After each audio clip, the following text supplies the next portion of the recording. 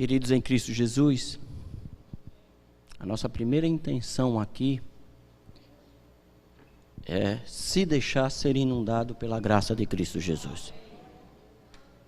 Então eu queria que você fechasse os seus olhos agora.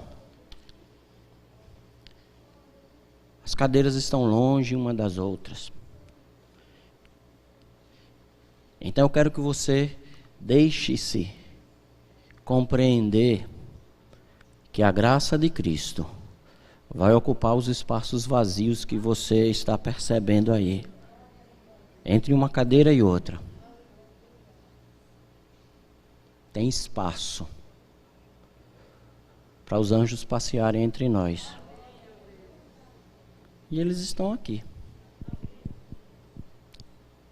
O Espírito Santo de Deus está nessa manhã. E Ele quer falar a você. Fala-nos, Senhor. Essa é a nossa oração. Em nome de Jesus. Amém. Uma das marcas bem distintas, bem características da nossa tradição protestante evangélica é o individualismo. Quando a gente prega o evangelho, a gente quer que a pessoa aceite individualmente a Jesus. Não é assim?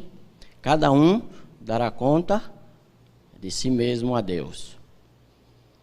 Essa é a nossa tradição. Nós crescemos sendo ensinados assim. Não está errado não. Não é isso. Não está errado não.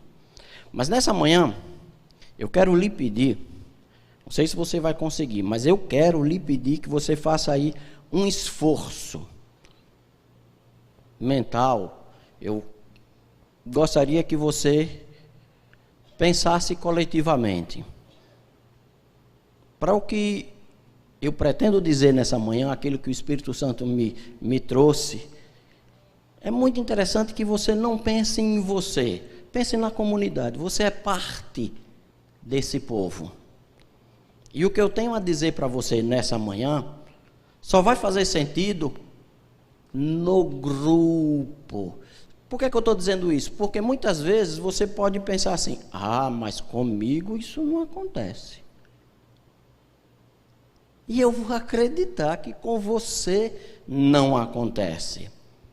Mas nós somos o corpo de Cristo. Não é assim?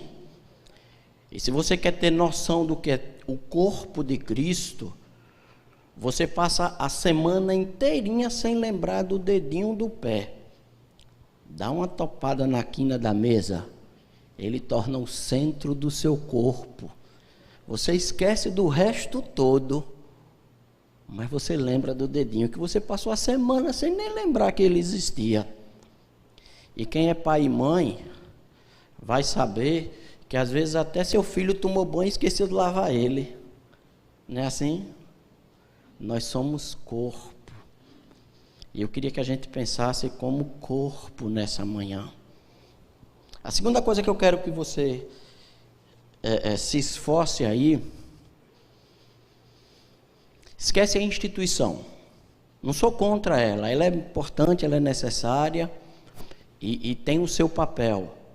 Mas esquece Primeira Igreja Batista de Aracaju. Tem um CNPJ, tem um presidente eleito, tem uma diretoria, tem conta bancária, tem tudo isso. Esquece essas coisas essa manhã. A gente vai falar da gente, de pessoas que estamos juntos, que somos partes do corpo de Cristo. É isso que nós vamos pensar nessa manhã. Já há algum tempo, o Senhor Deus tem me incomodado com um assunto, com essa questão da nossa identidade, porque, e não foi dessa semana, nem desde que o pastor Flávio, nós conversamos por telefone e ele disse que eu estava escalado para essa manhã, não foi desde daquele momento, esse assunto já vem mexendo comigo e eu tenho orado para que Deus tivesse dito: olha, está na hora de dizer. Mesmo antes da pandemia, Isso já vinha mexendo comigo. Há uns quase 10 anos atrás, imagina o tempo, um irmãozinho muito querido aqui da nossa igreja, eu não vou dizer quem é, mas capaz de você deduzir aí quem é. A gente é corpo, a gente conhece uns aos outros. Depois de um estudo daqueles de terça-feira, acho que a primeira vez que eu o encontrava aqui, ele me fez a seguinte pergunta: pastor, a estrutura, a base da sua teologia é tomista ou agostiniana? Não leva ele a mal, não. Depois eu fui conhecê-lo melhor, e naquele contexto a pergunta fazia todo sentido, e ele queria conversar comigo. E ele achou que isso era um bom pretexto para trocar ideias. Não vou dizer para você aqui a resposta que eu dei para ele, não, viu? Mas se você depois tiver curiosidade, viu? Estou aqui com alguns dos meus professores lá do CETEBASE. Se vocês depois quiserem que eu apresente a vocês a resposta que eu dei para eles, a gente conversa. Ou mesmo que você não seja professor de teologia, a gente pode conversar.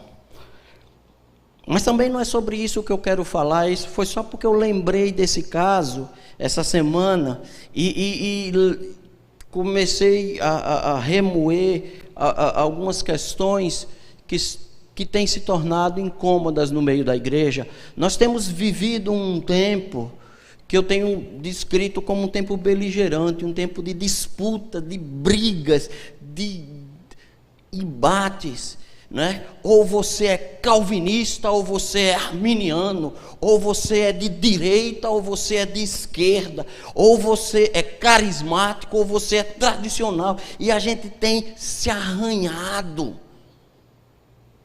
Quantas pessoas, quantos nossos irmãos queridos têm saído machucados dos nossos encontros?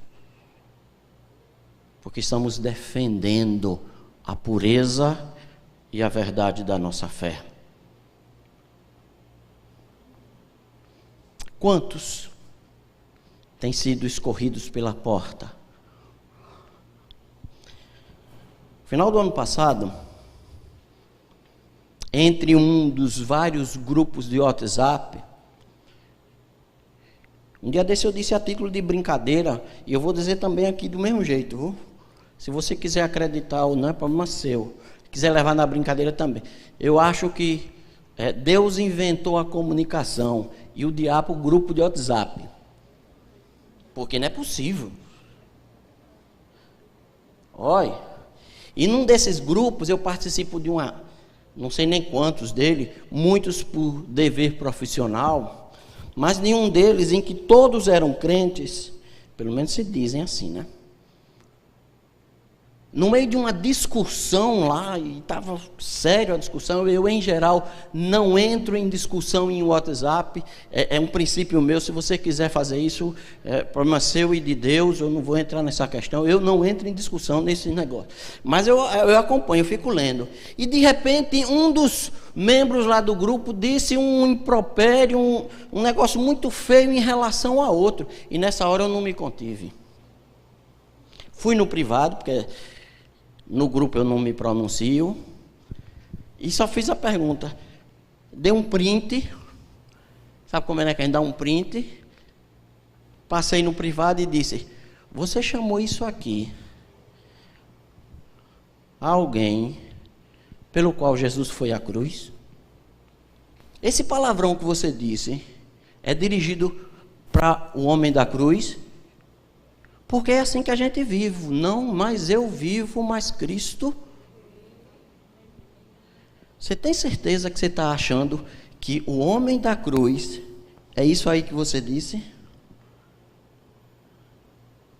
Nós temos vivido tempos muito machucados.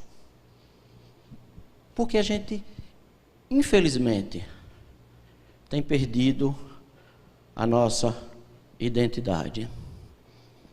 Evangelho de João, capítulo 13, verso 35. Dá para jogar aí na tela?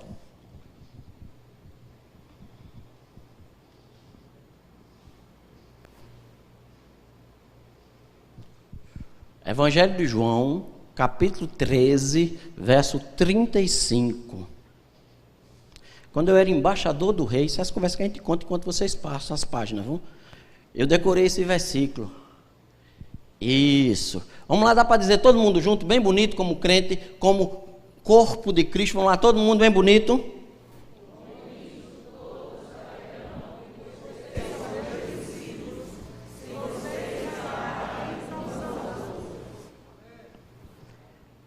As pessoas vão conhecer que isso aqui é discípulo de Cristo. Nós somos os seus discípulos. Não é pela nossa firmeza doutrinária, não é pelas nossas posições políticas, não é pelo nosso engajamento social, é porque nós nos amamos. É isso. Parece simples, mas a gente esquece dessas coisas. A nossa identidade enquanto corpo está nisso aqui. Mas vamos, antes de chegar nesse versículo, vamos entender o contexto, porque ajuda a perceber. Já tirou? Pode deixar lá, pai, deixa lá, tá bonito o texto sagrado, palavra de Deus, é o que nos alimenta, é o que nos dá significado. Deixa o texto aí, não tira ele daí não. Quando Jesus disse essa frase, quando Jesus expressou isso aí, no mesmo capítulo do Evangelho de João, e implica o mesmo contexto, ele tinha celebrado o que foi a última Páscoa da antiga aliança e a ceia, o estabelecimento da nova aliança. Mas antes de celebrar a ceia, Jesus fez uma coisa interessante. Ele lavou os pés dos discípulos. Lembra disso? Ele chega, ele tira a capa, ele amarra um pano na cintura e ele se abaixa para lavar os pés dos discípulos. E ele diz assim: olhe, do jeito que eu fiz, eu quero que vocês façam também. Ou seja, Jesus estabeleceu um padrão. E depois ele come com os discípulos. Já prestou atenção que sempre que Jesus quer fazer uma coisa boa, uma coisa importante, ele chama o povo para comer? É porque crente come. É sério. Quando Jesus foi restaurar Pedro, foi o que ele fez? Lembra? Na praia. Comida. Não é não? É. A Páscoa. Lembra? Essa noite o anjo vai passar. E os primogênitos das casas que não estiverem marcadas vão morrer. Dentro de casa o povo estava fazendo o quê? Meu Jesus. Comendo.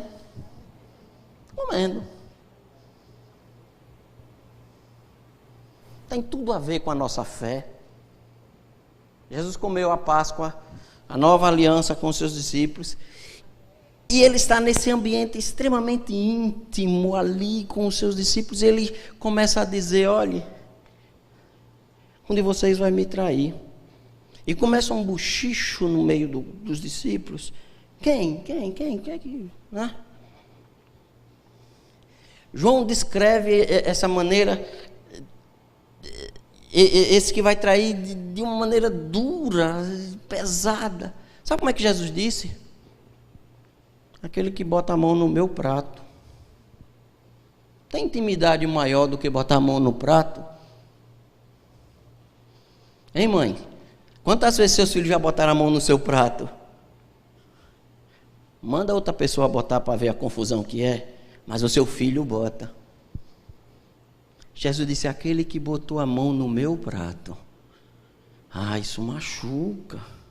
Isso dói. Depois Jesus vai dizer para Pedro, ainda no mesmo contexto: essa noite, Pedro, abusado, corajoso, ninguém vai me... Calma, Pedro, essa noite, depois que o galo cantar, ou antes que o galo cantar, melhor dizendo, você vai me negar. E estamos nesse contexto e Jesus vai falar, olha, logo depois, na casa do meu pai há muitas moradas, se não fosse assim eu teria dito isso a vocês. Mas é nesse contexto que Jesus vai dizer, olha, sabe como é que eles vão conhecer que vocês são meus discípulos, que vocês estiveram comigo, que vocês têm intimidade comigo, que a coisa aqui é diferente, se vocês tiverem a capacidade de amar uns aos outros. Olha que Jesus falou em luz do mundo e sal da terra. Olha que Jesus falou e reinterpretou a lei. Ouvistes o que foi dito? Não adulterarás. Eu, porém, vos digo, se você olhar no rabo de olho e desejar a mulher e o marido que não é seu, já está em pecado. Jesus falou isso. Jesus se abusou quando transformaram o santuário num lugar de comércio. Se tem uma coisa que incomoda a Jesus é quando a gente trata dinheiro como Deus. O Deus do capitalismo, que é o dinheiro, ofende o Senhor Jesus Cristo. Ele pega no chicote e dá-lhe nas costas. Mas não é isso que nos identifica, não. Nada disso.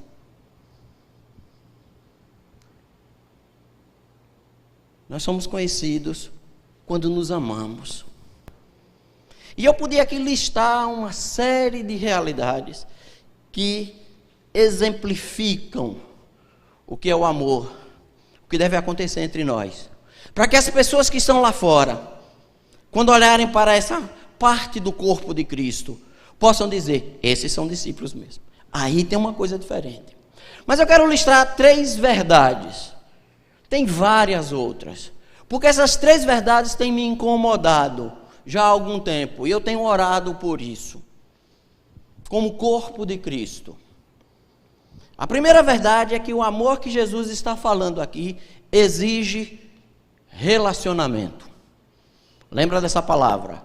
Relacionamento. Vamos começar lá atrás. Quando Deus vai e encontra Abraão, sai da tua terra, da tua parentela, sabe de qual, né? Para uma terra que eu te mostrarei. Sabe de qual o texto todo? Deus diz a Abraão, anda na minha presença e ser perfeito. Sabe qual era o segredo? É o anda na minha presença. O que Deus está propondo a Abraão naquele dia é um relacionamento. Olha, a gente vai caminhar junto. A gente vai ter experiências em comum. O que estou reservando para você é coisa que só dá para viver vivendo. Quando Deus encontra Moisés na sarça, e Moisés pergunta a Deus, sim, quando eu chegar lá para libertar o povo de Israel, e vão me perguntar assim, qual é o nome do Deus que você encontrou lá no monte? Deus diz, olha, o meu nome não dá para saber assim não, porque o nome naquela época significava perfil de personalidade. Não dá para saber. Você vai ter que viver comigo. Você vai ter que ter experiências comigo. Mas isso é tão forte para Deus. Preste atenção, 2 verdades bíblicas. A primeira, nós cristãos cremos num Deus que é Trindade. Ou seja, já na própria divindade há um relacionamento entre 3 pessoas. O nosso Deus não é solitário. Deixa eu abrir um parênteses aqui. Uma vez eu vi alguém tentando explicar, essas coisas que não tem necessidade de explicar, mas tem gente que gosta dessas coisas. Por que que Deus tinha a necessidade de criar o ser humano? Aí a resposta, na minha compreensão errada, que o cidadão deu, é que Deus queria se relacionar. Deus não tem necessidade de relacionamento, porque Ele já é Pai, Filho e Espírito Santo. Ele já é suficientemente relacionado em si mesmo. Ele se basta. Mas Ele nos criou a sua imagem e semelhança para que nós também nos relacionássemos uns com os outros. Eu sou identificado como servo de Cristo, como parte da comunidade, do corpo, quando eu me relaciono com os outros. E Paulo, escrevendo aos Filipenses, tem uma expressão que é forte. Ele diz: olha, nós precisamos ter entranháveis afetos de misericórdia. Se você quiser buscar no original, ele está dizendo que as suas tripas se mexam de vontade de se relacionar com o seu irmão. Que isso lhe... Você quer saber o que é as tripas se mexer? Passa da hora da comida. É isso que Paulo está dizendo. Quando fica... E você esquece de tudo, mas não esquece da comida. Essa é a expressão que Paulo usa para dizer: olha, eu quero me relacionar com você, não interessa. E diz que o tempero da comida é a fome. Tem como a gente falar de cristianismo sem falar de comida, né? Você precisa, igreja, se relacionar. E é exatamente por isso que esse tempo de pandemia tem sido muito duro para nós. Porque tem nos afastado uns dos outros. Eu não posso mais abraçar como eu abraçava. Eu não posso mais vê-los. E eu vejo aqui todo mundo de máscara e me dá uma agonia esse negócio. Mas fica aí, não tiro, eu tirei por causa do microfone, senão me falta o fôlego. Mas fica aí, por enquanto. Isso é o tempo da aprovação. E depois aqueles que forem aprovados, isso é bíblico. Nós somos servos. Nós somos corpo. Nós somos parte da grande família, porque nos relacionamos. Primeira verdade que eu disse, a Trindade. Mas há uma segunda verdade nessa questão de relacionamento. Deus valoriza tanto, prioriza tanto relacionamentos. Ele criou o universo com a sua palavra. Disse Deus: haja luz. E houve luz. Não é assim? Mas quando ele foi criar o ser humano, ele não disse: aconteça, ser humano. Não foi assim. Façamos o homem à nossa imagem. Eu quero me relacionar com ele. Agora não é só uma questão de poder, mas de relação. Deus levou isso tão a sério, que quando o homem pecou, lá no Éden, Deus fez um plano e estabeleceu da seguinte maneira: olhe, eu vou entrar na humanidade, eu quero me relacionar com esse povo, eu quero conversar com esse povo, eu quero viver como esse povo vive, eu quero estar no meio dessa gente. Deus queria estar no meio da gente, Deus queria se relacionar conosco, e o que Ele pede à igreja é: se relacionem. Ah, mas eu não gosto. Ele não está pedindo para você gostar de ninguém, mas para você ter um convívio, para que você deseje estar junto. E muitas vezes nós saímos feridos e machucados porque não desejamos estar juntos e nos incomoda a presença do outro. E quando você está junto, isso lhe incomoda, é porque você não faz parte desse corpo. Você não faz parte desse corpo, porque o corpo quer estar junto. Tem que ter relacionamento. Eu tenho que desejar. A gente vem para a igreja para adorar a Deus, não é isso? Você pode adorar sozinho em casa? Ah, mas é muito melhor no meio do povo. Porque eu gosto de estar no meio do povo. Porque Deus está em todo lugar. Mas Ele gosta de estar na reunião. Ele gosta de estar onde o povo se junta.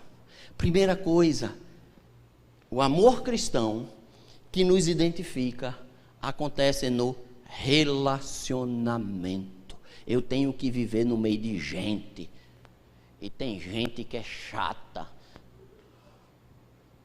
Tem gente que apurrinha o juízo. Tem gente que diz desaforo no WhatsApp. Tem tudo isso. Tem gente que pensa muito diferente do que eu penso. Eu tenho os meus posicionamentos teológicos, históricos, filosóficos. Não serve para muita coisa esse negócio filosófico, não, mas né? políticos, essas coisas todas. Eu tenho o meu. E tem aqui, pelo que eu estou vendo, olha, tem gente que pensa tão diferente de mim que vocês não fazem nem ideia. A vontade de estar junto supera as nossas diferenças. A vontade de abraçar, de saber que nós somos uma comunidade, um corpo em Cristo. Você pode pensar diferente de mim, você pode discordar de mim, mas eu quero estar junto a si mesmo. Entendeu? Você pode ser completamente diferente nos seus posicionamentos. Mas não pense que vai se livrar de mim fácil assim não. Porque eu quero estar junto. A primeira coisa que eu quero que a igreja pense nessa manhã, lembra? Não é você, é o corpo. A gente quer estar junto? Apesar de tudo, apesar das nossas diferenças, apesar das nossas brigas, apesar de... Esse povo quer estar junto? Quando quer estar junto, inventa. Inventa. Anote aí para você orar. Deus, nos dê estratégias para estarmos juntos, para que os nossos relacionamentos não se quebrem. Senhor, nos perdoa, porque a cara feia do irmão me afastou dele.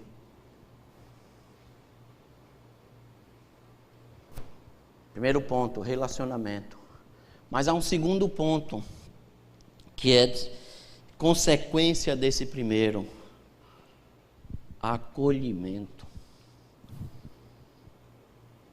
O corpo de Cristo é um corpo que acolhe, é um corpo que abraça. Igreja, por definição, e eu gosto dessa nuance, é a comunhão dos santos. Mas sabe quem são os santos da comunhão? Ladrão, mentiroso, adúltero, egoísta. Todo mundo é assim. Eu sou assim, você é assim. Ninguém aqui é santo por natureza. Nós fomos santificados. E por sermos santificados, nós fomos acolhidos na comunhão. Igreja é lugar de acolhimento. E essa madrugada eu estava lembrando do episódio que aconteceu uns anos atrás, lá na repartição onde eu trabalho. Permitam-me o exemplo pessoal. Um dia lá eu perdi a cabeça e o velho homem se manifestou. Acontece. Aí eu lembrei de Lutero, sabe? Lutero dizia assim. Lutero dizia, eu pensei que o velho homem tinha morrido nas águas do batismo, mas o miserável sabe nadar. Será Lutero que dizia? Mas deixa eu terminar a história lá da repartição. Aí um dos engenheiros que trabalha comigo, ele disse assim, mas logo você que é pastor, que devia ser a melhor pessoa. Aí o Espírito Santo que nos sela com a sua promessa está dentro de nós e se mexe. Ele disse assim, não perde a chance não. Não perde a chance. Porque quem faz a obra é o Espírito, não é a gente, né? Aí eu disse, e quem foi que lhe disse que eu sou gente boa? E quem foi que lhe disse que eu sou uma boa pessoa? Eu sou ruim que você não faz ideia. O que me faz diferente não é a minha natureza, porque a minha natureza é má. O que faz diferença é a ação do Espírito Santo na minha vida. Eu tenho que ter consciência de que eu não sou bom. Paulo diz que Deus olhou, passou a régua e estava todos, inclusive eu, porque todos pecaram e ninguém merece a graça de Cristo. Porque o salário do pecado é a morte, mas o dom gratuito de Deus é a vida eterna em Cristo Jesus. Nós fomos acolhidos e a igreja tem que ser um lugar de acolhimento, onde aquele que é pecador, onde aquele que é miserável, ele possa saber, ali é o lugar para onde eu vou. Mas infelizmente nós temos transformado as nossas comunidades em lugar de julgamento, o que é exatamente o oposto daquilo que Jesus queria. E as pessoas têm medo de se juntar com esse negócio de crente, porque chega lá, vão dizer que eu sou adúltero, que eu sou homossexual. Ai, Jesus, vou não. Está errado. Igreja tem que ser um lugar de acolhimento, onde o pecador diga, eu vou para lá, porque eu fui abusado, eu sofri, eu estou em pecado, eu estou desesperado. A angústia, que é o mal desse tempo, o estresse e essas coisas todas. Mas ali eu sou acolhido. Lembra do filho pródigo? O filho pródigo. Não vou contar a história que vocês já sabem. Mas o final da história diz que ele ainda vinha lá longe. Digam o que foi que esse menino fez. Pegou o dinheiro da herança, matou o pai, né? Gastou tudo com prostituta. É o que diz o texto, né? Foi comer lavagem de porco. Imagina se vinha fedendo esse menino. Mas ele vinha lá longe, o texto diz que o pai se levantou e foi ao encontro dele, e o abraçou e o beijou, porque primeiro vem o acolhimento. Você do jeito que está, você é trazido à comunhão do Pai. A igreja tem que ser a comunidade onde o pecador, onde o pervertido, onde o miserável, mas ele entra ali e você já começa a olhar assim, ih, rapaz, o que é que está fazendo aqui? Né? E a jovem entra mostrando mais do que devia. Aí as santas mulheres de Deus já olham para o marido. Epa, olha para onde você bota esse olho aí. Antes de acolhê-la, você já julgou. O que é que está fazendo aqui? E a igreja está doente, porque não acolhe. Depois que abraçou e beijou, chama os empregados, agora dá um banho no menino, bota uma roupa limpa. Primeiro acolhe. A mulher apanhada em flagrante adultério. Depois que o projeto de apedrejamento não dá certo, Jesus olha para a mulher. Primeira coisa que Jesus diz: eu também não condeno. A gente sempre dá ênfase, mas vai e não peques mais. Mas isso é depois. Primeiro eu não te condeno, primeiro seu lugar é aqui, com seus defeitos todos, com seus pecados, com a sua vida troncha toda, com tudo errado que você tem, seu lugar é aqui. Isso é amor cristão. E se a igreja não for capaz de acolher o torto, o doente, o marginalizado, o esquecido, a gente não vai ser conhecido pelo nosso amor. Vai ser uma placa na porta de um prédio. E só isso. Tem que acolher. Tem que chegar. Hoje de manhã a gente estava conversando em casa e lembrando do episódio de Jesus na cruz. Que Jesus diz ao... O povo diz bom ladrão, essa palavra não existe não. Se ele é ladrão não é bom, óbvio, não é? Isso é que o povo inventa para tentar suavizar. Ele era um péssimo homem, ele estava sendo condenado porque ele fez mal à sociedade. Lembra-te de mim quando entrares no teu reino. Hoje mesmo, primeiro Jesus acolhe. Ele não ia descer da cruz. Ele não ia ter aquilo que Calvino chamava de os atos exteriores de santidade. Que a gente se acostumou como marca de crente. Né? Não bebe, não fuma, não joga, não dança, não mente. Ai, se fosse verdade. Porque tem crente que mente, que faz dó. Ainda manda no zap esse negócio do cão. No grupo do zap, né? Fake news. Sabe quem é o que é fake news? É mentira. E sabe o que é mentira? O filho do diabo. Se você espalha fake news, você é filho do diabo. Fechar que não é disso que eu vou falar. Senão a gente se perde. Tem que ter acolhimento. Tem que ter aproximação. O ladrão da cruz, hoje eu lhe acolho. Hoje você vai estar comigo no paraíso. A vida de santidade, Esse negócio assim. E olha que foi Jesus que falou de novo nascimento para Nicodemos. Isso tudo, isso aí a gente resolve. Isso é a graça que faz por nós. Não sou eu que faço. Não sou eu que mudo a minha vida. Mas eu tenho que ter na comunhão. Lembra? Você pode dizer, mas eu acolho. Comecei dizendo, pensa na comunidade e não na sua própria história. Eu sei, graças a Deus, porque a gente aqui que acolhe e acolhe bem. A sua comunidade de fé está acolhendo os marginalizados, os doentes, as crianças, que às vezes não tem sequer o que comer,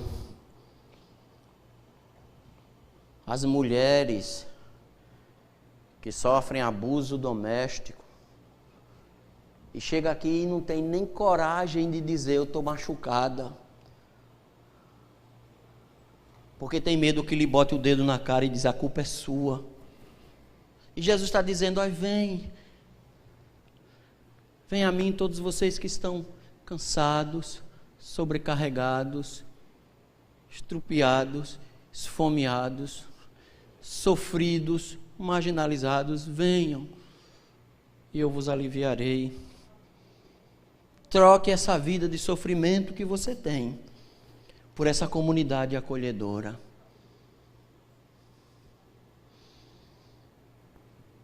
Naquela tarde no paraíso, Deus vem ao encontro de Adão e Eva. Adão, onde é que você está? Adão olha para... não olha, acho que ele baixa a cabeça e diz, eu fiz besteira e me escondi. E fiquei com medo. A conversa de Deus com Adão é exatamente essa. Rapaz, você entendeu tudo errado, o acusador é o outro. Eu não sou o acusador, eu sou o que lhe acolhe. Muitas vezes a igreja tem tomado o papel de acusador, de apontar pecado, de apontar erro, de apontar falha. Isso é função do acusador, não é do povo de Deus. A sua função não é mostrar pecados, a sua função é mostrar a graça de Cristo Jesus. Porque dos pecados, das falhas, todo mundo já sabe, o diabo faz isso. Mas quando você, em nome da santidade, aponta o pecado, você se coloca no lugar do diabo. Porque o diabo é que é o acusador. O meu Deus é o Deus do acolhimento. Tem uma passagem, e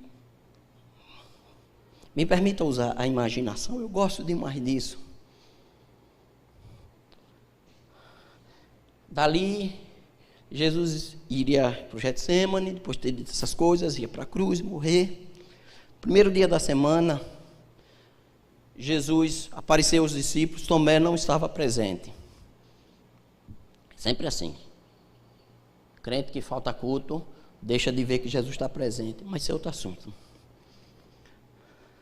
No outro dia foram contar para Tomé, rapaz, Jesus ressuscitou. Jesus ressuscitou, rapaz, a gente viu ele estava lá. Não, se eu não botar meu dedo lá, conversa, rapaz, eu vi o túmulo, tinha uma pedra em cima, conversa de ressuscitou. E não briga com Tomé não, que Tomé é no mínimo racional, não é? Segue os padrões, os rigores da ciência. No domingo seguinte, aí vai entrar a minha imaginação, vou dar licença. Se você não gostar da minha imaginação, depois a gente negocia. No domingo seguinte, está Tomé no meio do grupo. Eu imagino Tomé desconfiado, olhando para um lado assim, né? Mas, como eu disse, não está no texto, é a minha imaginação. Eu imagino os discípulos abraçando Tomé. Que bom que você veio. Que bom que você está aqui. E Tomé desconfiado, mas eu não estou crendo ainda assim não. E Pedro olha para ele e diz, não se preocupe não, eu também neguei Jesus e estou aqui. E cada um vai dizer, olhe, e nós estamos todos aqui. Aquilo era um ambiente de acolhimento, de aconchego. Olha, aqui ninguém merece a presença do amado. Mas Ele quis estar no meio de nós. E não vai ser você que vai ficar de fora, não. Vem para cá, com as suas dúvidas, com seus pecados, com seus temores. Vem cá. E a gente vai desfrutar juntos. Quando Jesus aparece naquela reunião, imagina o coração de Tomé quase para sair pela boca. Agora ele vai me dar uma bronca. Agora ele vai botar o dedo na minha cara e dizer: você é um incrédulo, incircunciso, miserável.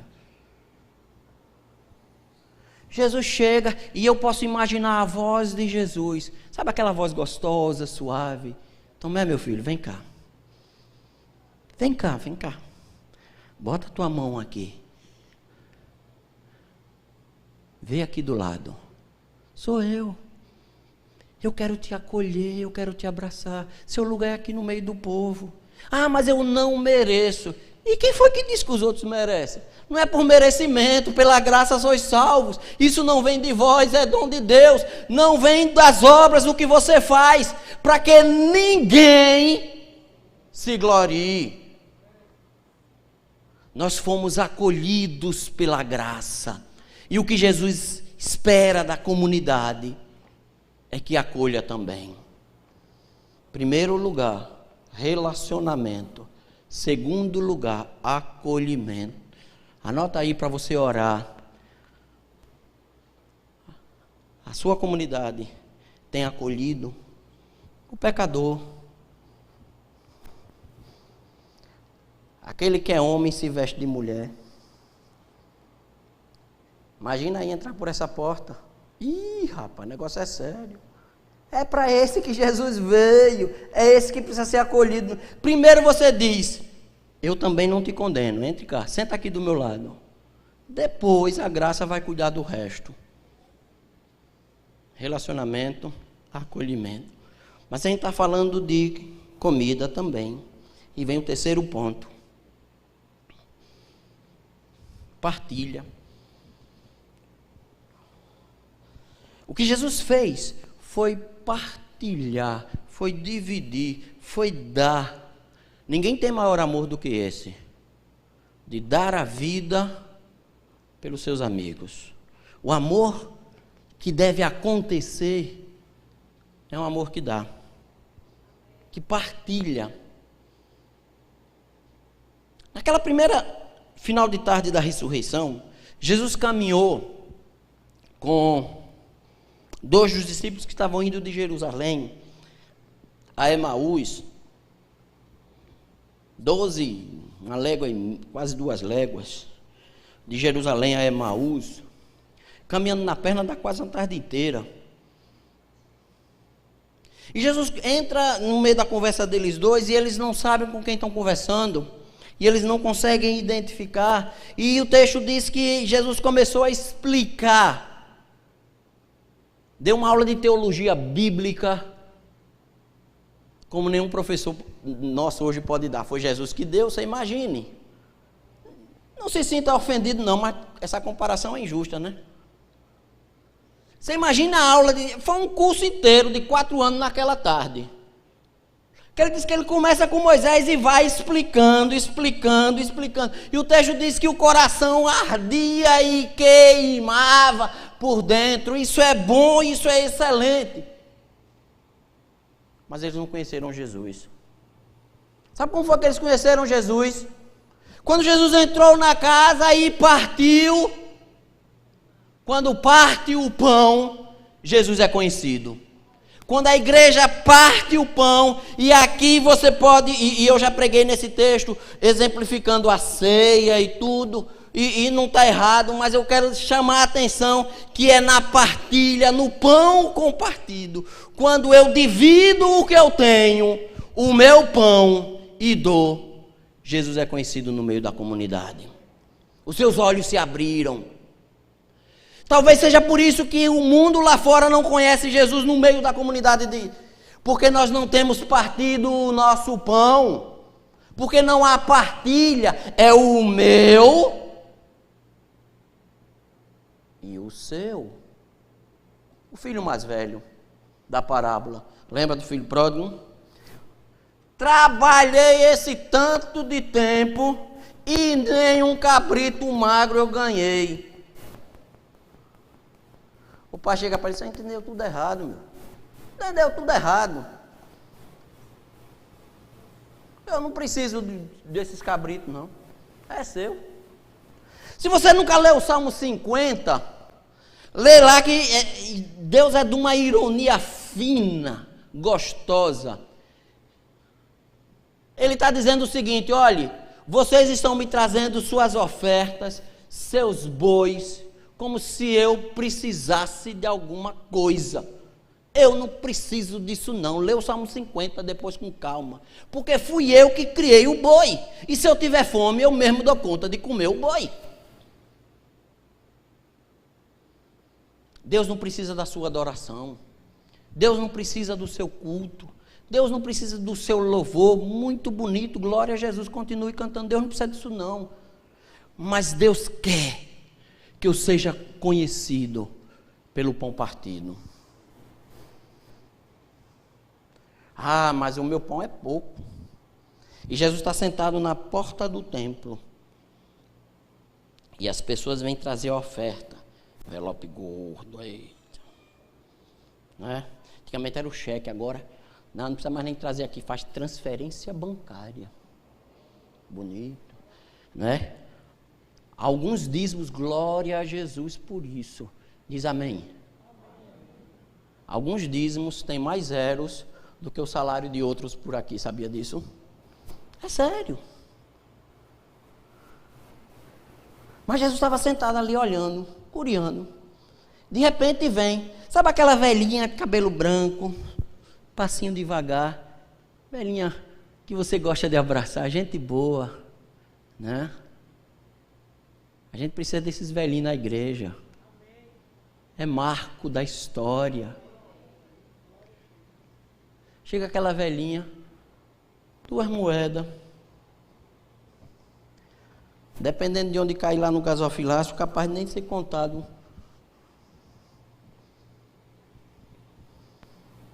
Aí Jesus chama, vem, ó. A oferta é aquilo ali. Hoje disse: peraí, Jesus, faz essa conta direito, você não está entendendo de matemática, né? A sua aula de contabilidade não bateu, Jesus. E Jesus diz: e quem foi que está falando de contabilidade? Eu estou falando de coração. Eu estou falando de intenção, de alguém que aprendeu relacionamento com Deus e agora está se relacionando. Ela quer participar do reino de Deus, ela quer estar no meio, e pode não significar nada para os outros, mas para ela é tudo que ela tem. E ela quer partilhar, ela quer dar, ela quer que o outro tenha.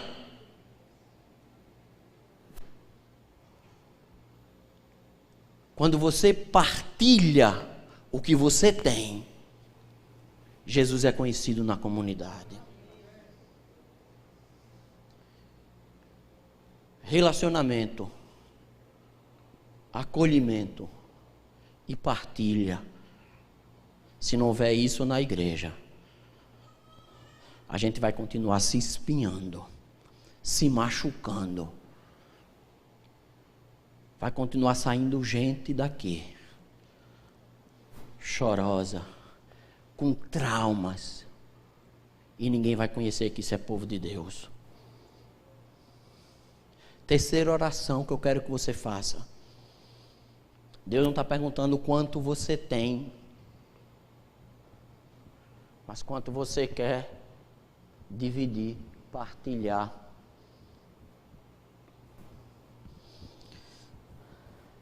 Nós somos um corpo. E nós seremos conhecidos não pela nossa doutrina, não pela nossa teologia. E olha que eu levo isso muito a sério. Jesus também levou, viu? Mas não é isso que nos identifica. Não é pela nossa política. Não é se você é pré-milenista ou amilenista. Não é isso que vai fazer de você. Mas é se você é capaz de amar o seu irmão. Feche seus olhos, baixe suas cabeças.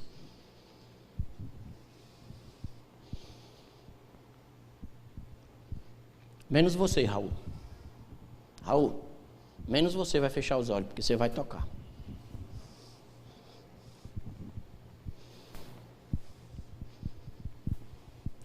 Como eu disse lá no começo, não pense em você, indivíduo. Pense no corpo. Eu quero que você levante um clamor pela igreja agora. Pela comunidade, pelo povo. Se você vai dizer, pastor, mas tudo isso que você disse eu já faço. Eu quero que você ore pela comunidade. Também eu não quero que você ore pela primeira igreja batista de Aracaju, pela instituição, pelo CNPJ, pela diretoria. Eu quero que você ore pelo povo, pela comunidade, pela comunhão, para que haja relacionamento entre esse povo. Clame a Deus por relacionamento agora.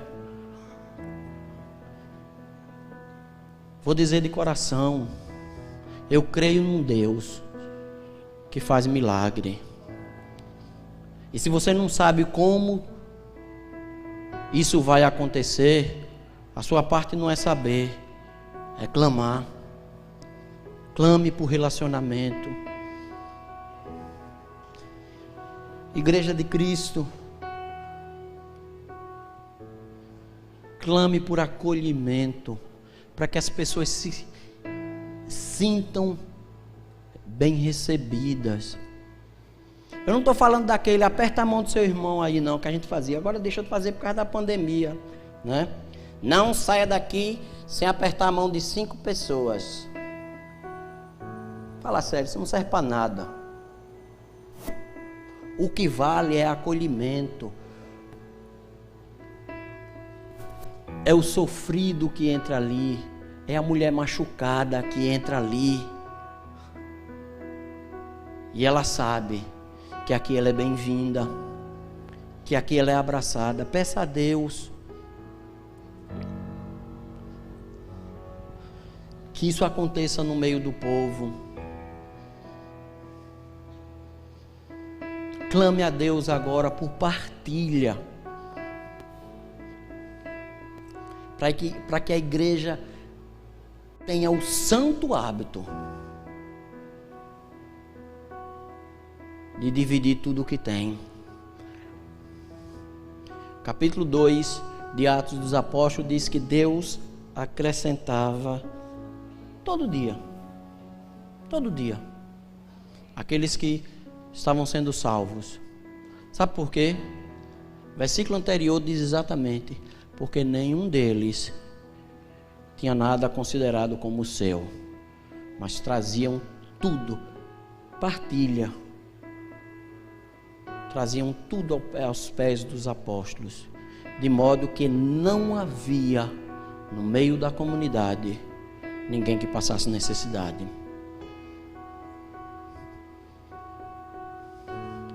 Clame, igreja, como um corpo, como uma família que somos, como uma comunhão e comunidade, para que haja relacionamento, para que haja acolhimento e para que haja partilha daquilo que Deus colocou nas nossas mãos. Amado Senhor, esse é o teu povo. O teu corpo está reunido aqui, parte dele.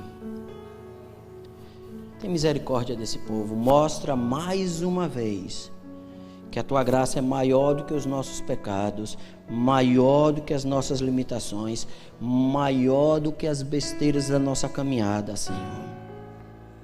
Faz acontecer relacionamentos verdadeiros no meio do teu povo. Ouve o clamor do teu povo agora, Senhor. Dá-nos um coração aberto para acolher aqueles que estão lá fora, para que eles possam perceber que não há lugar melhor do que na tua presença no meio do povo. Pai Santo, abre a mão do teu povo, que o pão seja partilhado, para que todos nos sintamos parte desse corpo. Assim todos conhecerão que aqui estão os teus discípulos. Que aconteça esse amor pela tua misericórdia, em nome de Jesus. Amém.